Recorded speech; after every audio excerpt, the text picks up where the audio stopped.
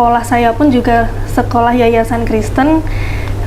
Jadi memang sudah dari lama memang Kristennya itu sangat kental gitu di keluarga saya. Baik. Jadi pengurus, kemudian saya bekerja di salah satu rumah sakit di Semarang, dan saya juga pengurus untuk kerohanian Kristen kebetulan. Dan memang sampai dengan saya mu'alaf, mereka masih mempertanyakan kenapa tiba-tiba saya memilih untuk berpindah ke agama Islam atau menjadi Muslim. Orang tua saya itu berkata, nanti ketika saya sudah tidak ada, yang bisa mendoakan adalah hanya anak saya.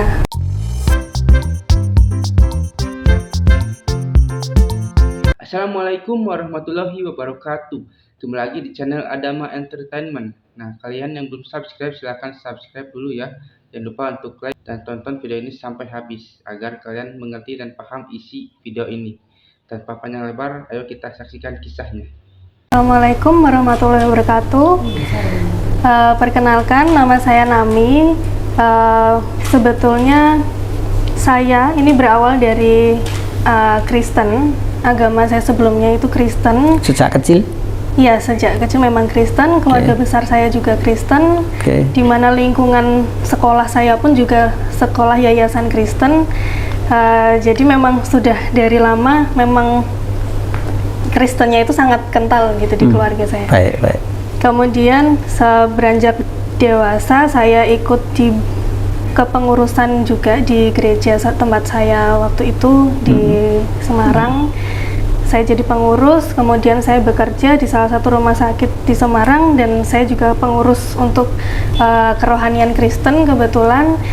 Dan memang sampai dengan saya mu'alaf, mereka masih mempertanyakan kenapa tiba-tiba saya memilih untuk berpindah ke agama Islam atau menjadi Muslim gitu. Apa ini yang?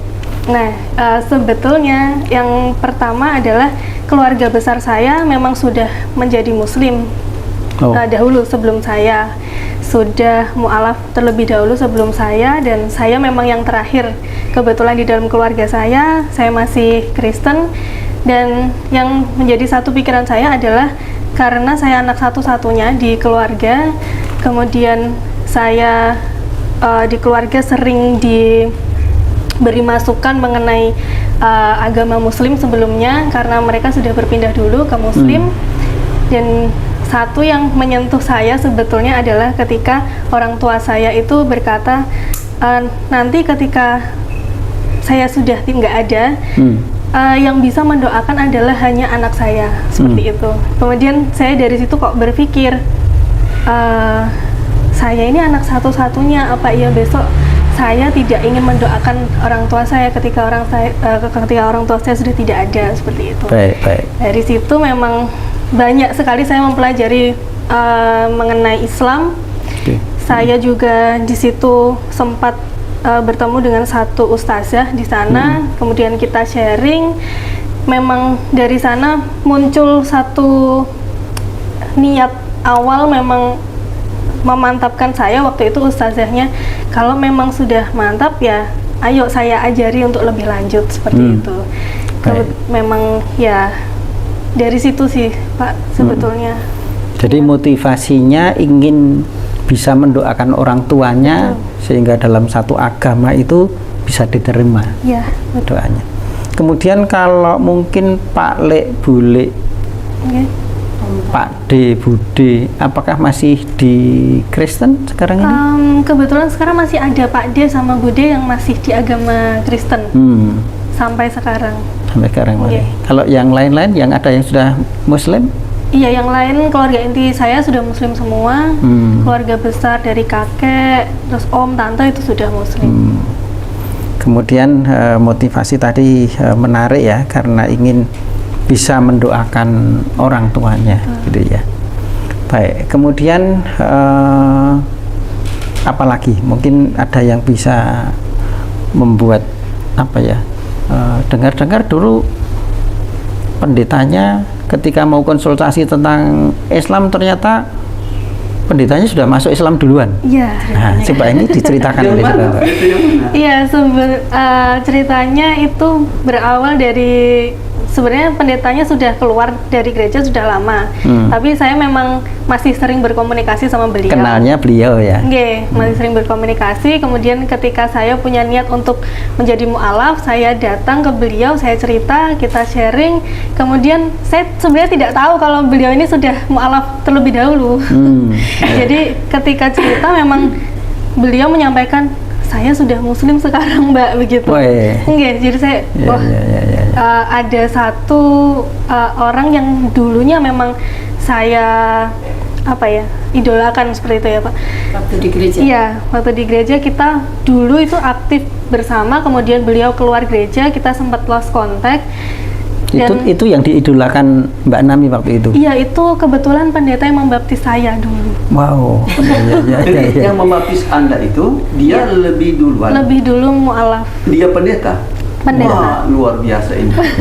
Kapan-kapan kita undang ini pendetanya. Soalnya ini juga mantan pendeta. Ini saya banyak Tuan Guru dan Jemume. Ini nanti sedikit cerita tentang kira-kira berapa Tuan Guru yang sudah dibaptis dulu. Banyak ya, pernah di laut, pernah di sungai, pernah di bak, nggak terhitung, banyak. Ya, ini menarik sekali nih pemirsa. Karena saya juga melihat di YouTube ya, YouTube ini kan nggak bohong-bohongan gitu. Saya lihat ada seorang pendeta yang sudah membaptis 400 lebih Muslim yang dimurtadkan. Ini akhirnya dia juga masuk Islam. Ini ceritanya bagus, itu nanti kalau diketik di YouTube ya bagus juga. Dan juga ada seorang debater, ada orang debater dari Kristen, itu karena mencari bahan supaya kalau debat dengan orang Islam itu nggak kalah atau pengen menang. Dia kekurangan materi di perjanjian baru, dia buka-buka di perjanjian lama. Ternyata dulu di perjanjian lama itu dia menemukan, lah ini kan ritual keagamaan yang dilakukan para nabi rasul dulu, kok yang melakukan umat Islam, kok bukan orang Kristen, ini gimana? Nah, dia akhirnya cerita bahwa di dalam perjanjian lama itu sudah disebut Allah Maha Besar, itu kan Allahu Akbar, terus ada wudhu, ada sholat. Akhirnya dia memutuskan untuk masuk Islam itu karena dia pengen cari materi untuk debat dengan orang Islam. Nah, ini kan menarik. Di sebelah kiri saya juga seorang pendeta dulunya, sekarang sudah seorang pejuang Islam, banyak berdakwah. Kemudian Mbak Nami ini juga seorang yang ingin masuk Islam, ingin konsultasi dulu dengan pendetanya, ternyata duluan pendetanya yang masuk Islam. Ini luar biasa ini. Ini bisa shock ini orang-orang yang lihat ini. Baik, tapi kita nggak perlu nyebutkan namanya pendeta itu ya, nggak usah ya, jangan, nanti kan kaget nanti, kecuali kalau datang sendiri nyebutkan sendiri kita kan. Baik, Mbak Nami, kita akan segera melakukan syahadat ya, supaya nanti kami mempunyai bukti bahwa Mbak Nami juga sudah syahadat, kemudian kami bisa keluarkan sertifikat sehingga nanti kalau mau pindah KTP ya, KTP-nya kan ini masih Kristen tadi saya baca, akan diganti. Kemudian untuk persyaratan yang lain, misalkan di kampus atau di perusahaan, karena KTP-nya ini harus disertai dengan sertifikat bahwa itu sudah syahadat. Baik, bismillahirrahmanirrahim. Asyhadu alla ilaha illallah wa asyhadu anna Muhammadar Rasulullah. Aku bersaksi bahwasanya tidak ada Tuhan kecuali Allah. Dan aku bersaksi bahwasanya Nabi Muhammad utusan Allah. Alhamdulillah. A'udzubillahi minasyaitonirrajim. Bismillahirrahmanirrahim. Allahumma shalli ala sayyidina Muhammad wa ala ali sayyidina Muhammad. Alhamdulillahirabbil alamin.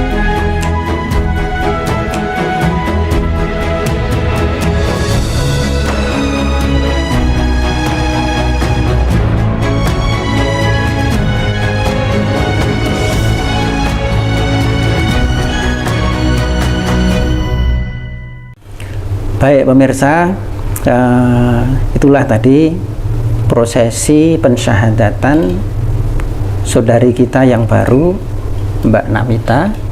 Kami ucapkan selamat.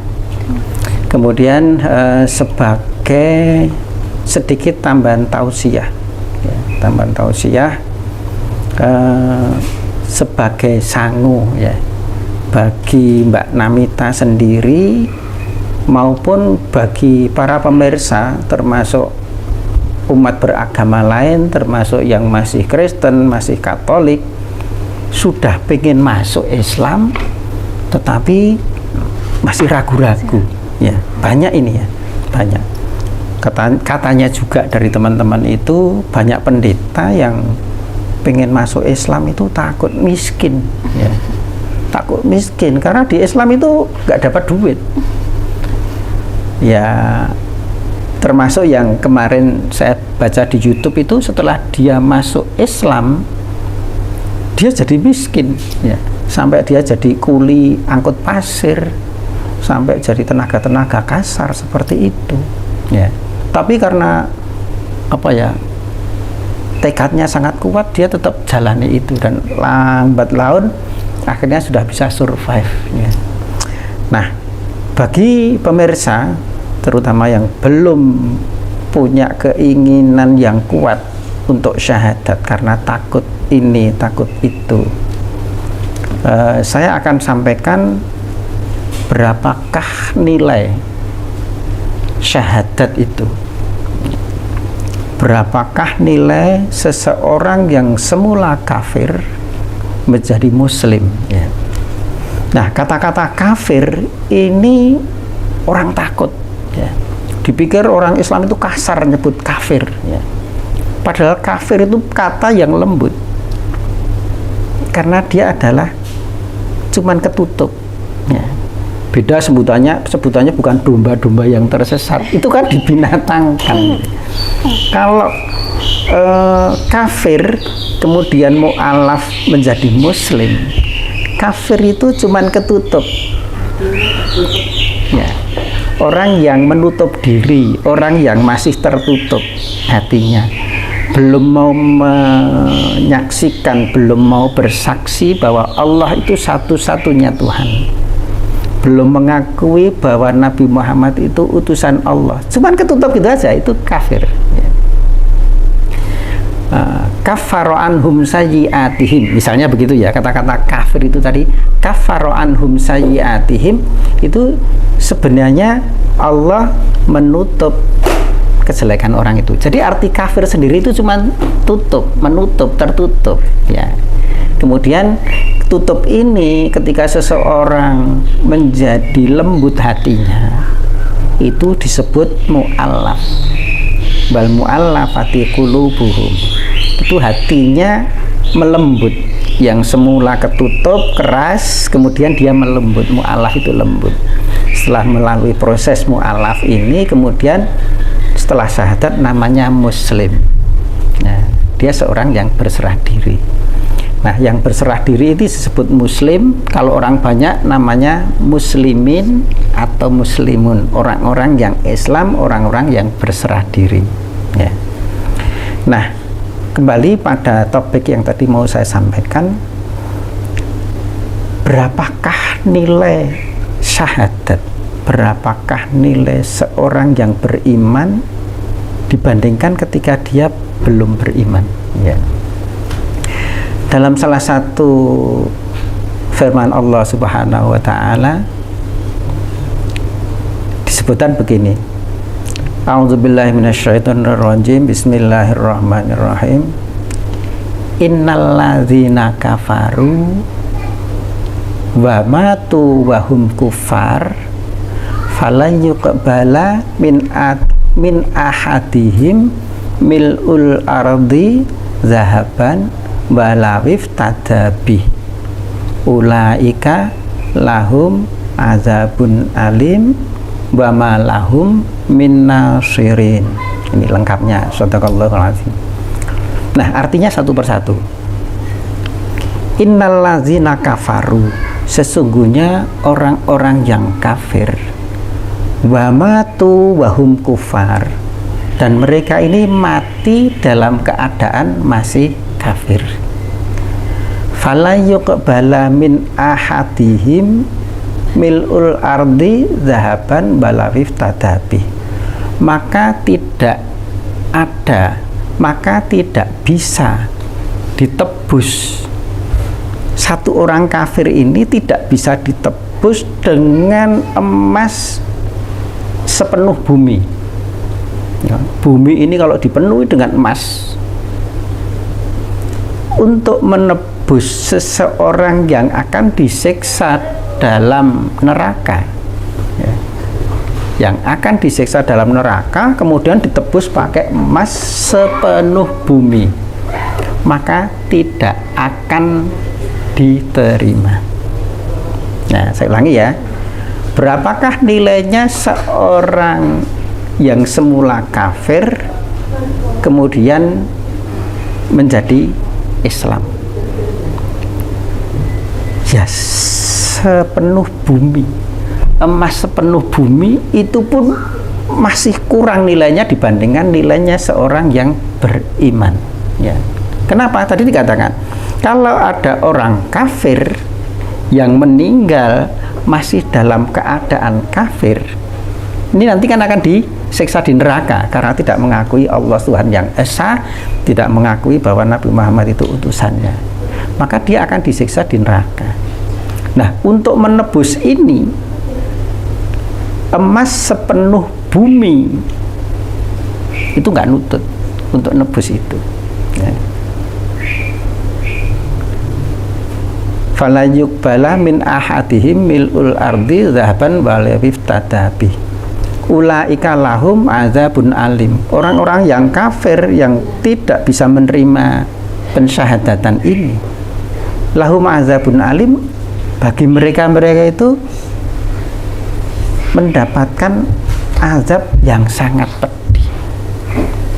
Wa ma lahum min nasirin, dan tidak akan ada yang mampu menolongnya.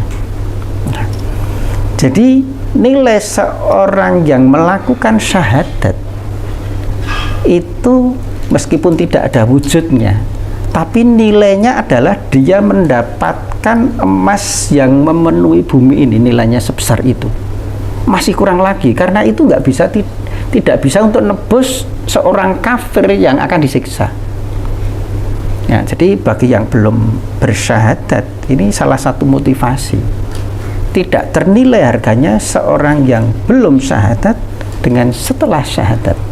Ya. Ini salah satu lagi ayat yang saya hafal hampir sama seperti itu. A'udzubillahi minasyaitonirrajim. Bismillahirrahmanirrahim.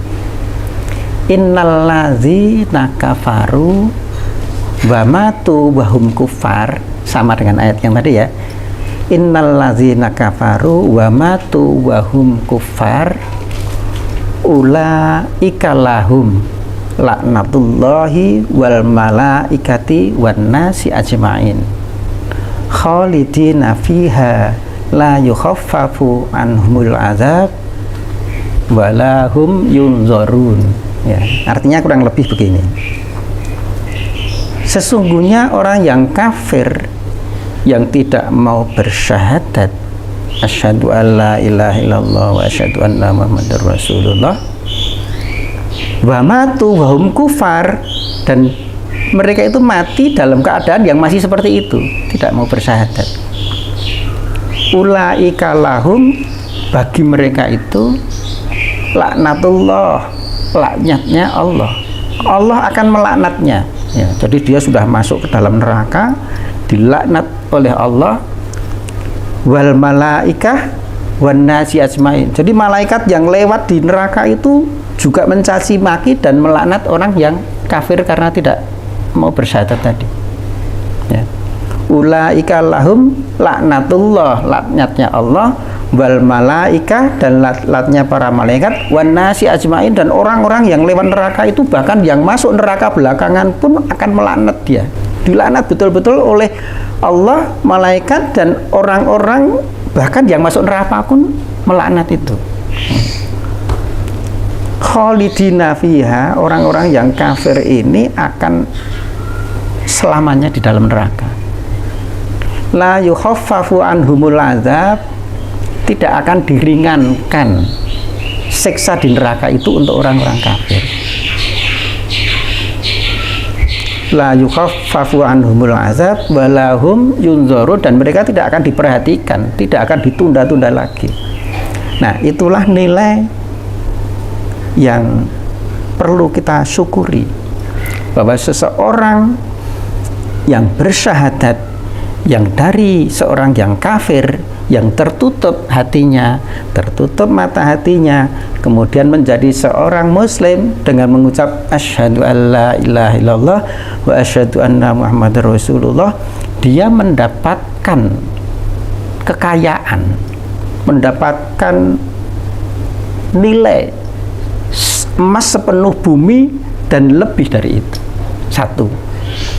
Yang kedua, orang yang telah bersyahadat itu dia tidak akan dimasukkan ke dalam neraka seperti itu, tidak akan mendapatkan laknatnya Allah, tidak dilaknat malaikat, dan tidak dilaknat oleh orang-orang yang masuk neraka juga. Wah, jadi ini kita harus sangat bersyukur kepada Allah Subhanahu wa Ta'ala yang memberitahu kita pada kejadian-kejadian yang belum terjadi.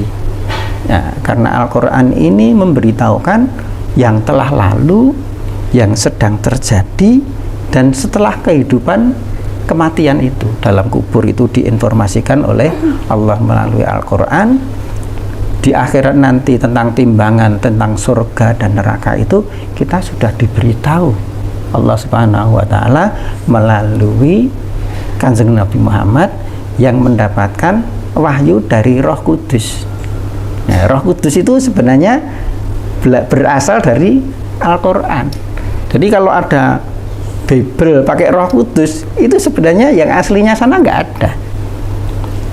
Makanya sampai sekarang Bible ya itu nggak berani menunjukkan yang bahasa Yunani atau yang bahasa Latin, terus ada terjemahnya di sebelahnya, ini nggak berani, karena banyak hal-hal yang diambil dari Al-Quran, nyomot tanpa izin, ngambil dari Al-Quran dimasukkan ke dalam Bible, tapi nggak ada buktinya bahwa dia itu adalah gitu, makanya nggak berani didampingkan. Ya, di dalam Bible yang kuno, dalam bahasa Yunani itu tidak ada huruf yang ketika dibaca berbunyi Allah, nggak ada, tapi dia ngambil dari Al-Quran, masukkan situ namanya Allah. Dalam Quran ada Injil, ya. Injil itu dari Al-Quran, tetapi Bible ini menuliskan Injil. Nah, tetapi nggak berani menunjukkan aslinya yang Yunani ini, terus terjemahnya ini Injil, karena nggak ada tulisan yang ketika dibaca berbunyi Injil. Tapi dia ngambil dari Al-Quran, makanya nggak berani menunjukkan yang tulisan aslinya, gitu loh. Roh Kudus juga sama. Roh Kudus itu adalah namanya malaikat Jibril. Itu tulisan dalam Al-Quran dimasukkan dalam Bible, makanya Biblenya nggak berani menunjukkan yang aslinya, karena ketika diterjemahkan nggak bakalan ada yang bisa bunyi Roh Kudus. Nah, kalau Al-Quran jelas bahwa wa ayyadnahu biruhil Kudus wa ataina Isa ibna Maryam al-bayyinat, dan kami memberikan kepada Isa bin Maryam al-bayyinat, ya, keterangan-keterangan, wa ayyadnahu, dan kami Allah menguatkan Isa bin Maryam ini biruhil Kudus, didampingi oleh Roh Kudus. Ya, kata-kata Ruhil Kudus, Roh Kudus itu dari Al-Quran. Inilah yang diambil oleh Lembaga Alkitab Indonesia, dimasukkan ke Bible terjemahan. Tetapi aslinya apa? Nggak ada yang bunyinya Rohul Kudus. Nah, ini makanya ketika orang-orang Eropa makin melihat Bible, mereka banyak yang keluar jadi ateis. Kalau yang mengenal Islam terus masuk Islam. Yang di Indonesia juga gitu. Tadi saya sempat cerita di depan, karena dia mencari materi lagi. Nah, ternyata ajaran gereja itu dengan ajaran perjanjian lama itu sebenarnya kata-kata perjanjian lama itu menyakitkan orang Yahudi. Mereka itu namanya Torah atau tanah, tetapi diambil oleh Kristen dijadikan Old Testament. Jadi kata-kata perjanjian lama ini kan sebuah kata-kata yang memang nggak pengen make, tapi dimasukkan situ, tapi nggak pengen dipakai, nggak pernah disebutkan, dilupakan. Nah, tetapi ketika dibuka-buka oleh seorang debater Kristen, ternyata di situ, loh, Islam ternyata yang melakukan apa yang dilakukan oleh para nabi rasul dulu. Nah, akhirnya debater Kristen ini malah masuk Islam, karena Islamnya lah yang melakukan apa yang dilakukan oleh Yesus alaihissalam. Ya, Yesus, Nabi Isa alaihissalam itu melakukan apa yang dilakukan oleh nabi-nabi terdahulu. Gereja tidak melakukan itu, Islam melakukan itu, sehingga akhirnya debater ini terbuka hatinya, berarti Islamlah yang melakukan apa yang dilakukan itu. Orang Islam pakai jilbab, Bunda Maria kan pakai juga, tapi orang Kristen nggak ada yang pakai. Ya, dulu supaya memuliakan hari Sabat, hari Sabtu, tetapi gereja harinya di hari Minggu, padahal dulu disuruh di hari Sabtu. Nah, ini akhirnya pendeta ya gundah gulana, debater juga gundah gulana. Nah, akhirnya dengan hidayah Allah Subhanahu wa Ta'ala, orang-orang mulai masuk Islam. Nah, ini termasuk juga para pemirsa yang ini salah satu pertimbangan saja. Barangkali ada yang bisa terbuka hatinya, silahkan. Kalau masih menutup diri menjadi seorang yang kafir, kafir itu menutup diri, ya monggo saja. Kurang lebih begitu. Mungkin ada tambahan dari Tuan Guru ya, yang mau disampaikan kepada ya, Mbak Nami sehubungan dengan perkataan Yesus Kristus bahwa hukum Taurat itu kekal. Nah, saya hubungkan dengan Yeremia pasal 31 ayat 33 bahwa akan ada perubahan hukum, yakni hukum Taurat Allah gerakkan, taruh di dalam batin.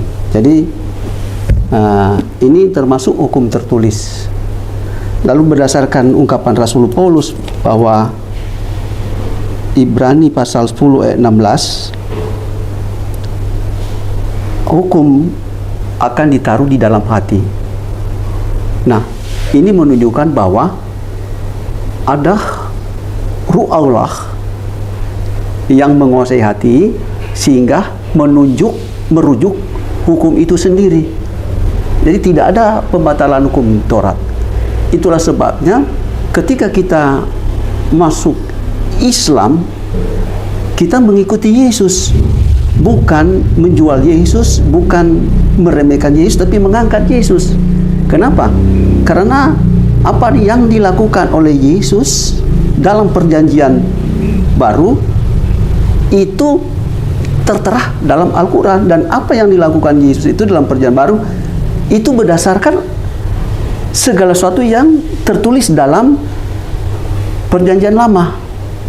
Nah, apa yang dilakukan oleh Yesus itu seperti Keluaran 3 ayat 5. Sebelum berada pada suasana yang kudus, ya sekarang istilahnya suasana yang kudus itu Bait Allah, harus kita tanggalkan tali kasut atau sendal. Sekali lagi Keluaran 3 ayat 5. Lalu pembasuhan sebelum masuk ibadah kita basuh itu terdapat pada Keluaran 40 ayat 31-32. Nah, ini ada hubungan dengan rakaat-rakaat dalam doa sholat 5 kali sehari. Nah, demikian juga Markus 11 ayat 25. Pada saat sholat kita berdiri. Lalu Lukas pasal 24 ayat 41 itu ruku. Iya. Ada hubungan dengan berlutut. Dan Matius pasal 26 ayat 39 itu sujud. Nah, ini juga diajarkan oleh Yesus. Jadi sekali lagi ketika kita masuk Islam, Islam aslinya setia kepada Allah. Kita tidak mengabaikan Alkitab, justru kita Kristen sepenuh. Muslim itu lebih Kristen daripada Kristen. Karena apa? Karena apa yang kita kerjakan mengikuti Yesus semua.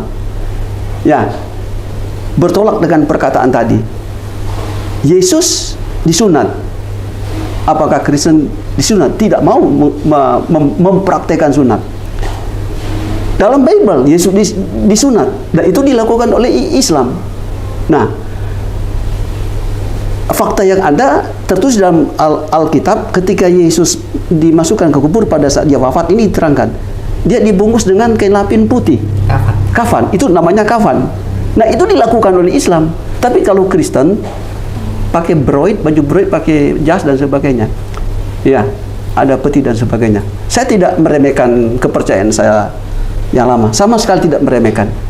Tetapi saya hanya mengantar, menunjukkan bahwa orang Kristen masuk Islam itu tidak salah. Sekali lagi, tidak salah, justru menjunjung tinggi Alkitab ini. Lalu pada saat syahadat seperti Bapak telah syahadatkan, di situ ada kata-kata asyhadu Allah la ilaha illallah wa asyhadu anna Muhammadan Rasulullah. Saya bersaksi bahwa hanya satu Tuhan dan Muhammad adalah utusan. Nah, mari kita melihat dalam Bible. Dalam Bible disebutkan pada Yohanes pasal 17 ayat 3. Nah, di situ ada kata Allah yang esa dan utusan. Seperti apa yang disebutkan dalam syahadat. Ya, Allah satunya Muhammad sebagai utusan. Jadi dalam Bible memang beda tokoh. Kalau dalam Al-Quran Muhammad, dalam kitab suci Yesus, tetapi sama, ada utusan, ada Tuhan yang esa. Mengenal kehidupan yang kekal, mengaku Yesus satu-satunya, dan aku Yesus adalah utusan. Allah satu-satunya dan aku Yesus utusan. Jadi ada kata Allah satu-satunya dan kata utusan. Nah, ini yang kita telah lakukan tadi. Persyahadatan itu sebetulnya bermula dari kitab suci. Segala sesuatu yang dilakukan oleh Islam itu bermula dari kitab Taurat atau Zabur dan sebagainya. Saya tidak perpanjangkan untuk narasi tambahan ini karena sudah jelas oleh Pak Ustadz. Ya, sudah jelas. Nanti kalau misalnya sesudah sesudah selesai syahadat ini, maksud saya sesudah syahadat ini, kalau masih ada pertanyaan silakan. Nah, sepertilah kisahnya, bagaimana kan kisahnya ini sangat menginspirasi kita bahwa kita itu sebagai umat muslim, dengan adanya video ini kita itu menjadi terinspirasi bahwa kita itu bisa lebih baik lagi untuk menjadi seorang pribadi muslim yang lebih baik lagi. Dan dengan video ini juga mungkin kalian juga yang mungkin non muslim ya, yang menyaksikan ini, kalian juga mungkin ada gambaran seperti apa bahwa agama Kristen itu tidak selalu misalnya benar ya, karena banyak juga kontradiksi di sini, bahwa agama Kristen, agama non Islam misalnya gitu ya, jika orang-orang mereka itu mualaf itu karena apa, kebanyakan itu mereka itu tahu bahwa Islam itu adalah agama yang benar, agama yang lebih masuk akal daripada agama-agama lainnya. Dari mana kita itu bisa tahu hal itu ya, karena kita mempelajari Al-Quran dan mempelajari agama Islam gitu. Kita itu harus terbuka, harus berpikir terbuka, harus maksudnya kita itu harus mencerminkan bahwa kita itu sebenarnya itu Indonesia itu emang toleransi ya, tapi ketika kita dihadapkan dengan sesuatu agama gitu ya, kita harus mengkaji misalnya agama Kristen seperti ini, agama Hindu seperti ini, agama Islam juga seperti ini, dan beda-beda ya, karena di Indonesia itu banyak banyak sekali agama ya, tapi kebanyakan di channel ini adalah tentang agama dari non muslim ke muslim, dikarenakan agama Islam adalah agama yang paling sempurna di dunia ini. Sampai akhir zaman pun Al-Quran itu berkata bahwa Allah itu akan menjaga Al-Quran sampai hari akhir. Nah, semoga yang menonton video ini bisa terinspirasi ya, dan semakin kuat lagi imannya, terutama agama Islam ya. Dan jika yang nonton adalah non muslim juga, kalian cobalah untuk berpikiran terbuka dan seperti apakah Islam dan sebagainya. Jangan sampai kita itu banyak kan ada seperti Islamofobia dan sebagainya, tidak suka kerudung, tidak suka pengajian, tidak suka apapun ya, padahal kan kita menjalankan agamanya masing-masing. Tapi jangan sampai kita itu sampai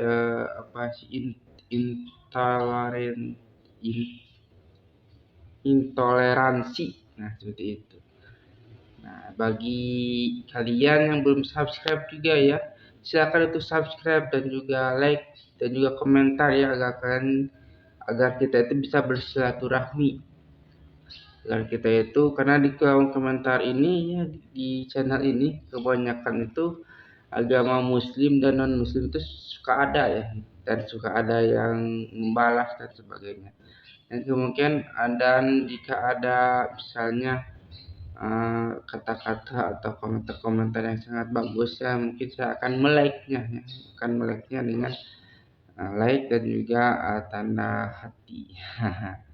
Dan jika kalian ingin tahu media sosial saya, jangan lupa untuk follow ya Instagram Adama Entertainment. Di Facebook juga ada dengan nama yang sama, Adama Entertainment. Kalian cari saja, ketik dan sebagainya, pasti ada lah, gitu ada saya. Cuman untuk media sosial lainnya itu saya kurang aktif, dikarenakan saya sekarang aktifnya masih aktif di YouTube dan juga paling di Instagram. Di Instagram juga paling agak terlalu aktif gitu. Tapi kalau di Facebook itu jarang sekali saya aktif. Tapi ya, jika kalian ingin tahu silahkan kalian follow juga. Nah, seperti itulah bagaimana kisahnya ya. Dan jika kalian suka, jangan lupa untuk like, comment, dan subscribe ya. Dan nantikan video saya selanjutnya. Wassalamualaikum warahmatullahi wabarakatuh.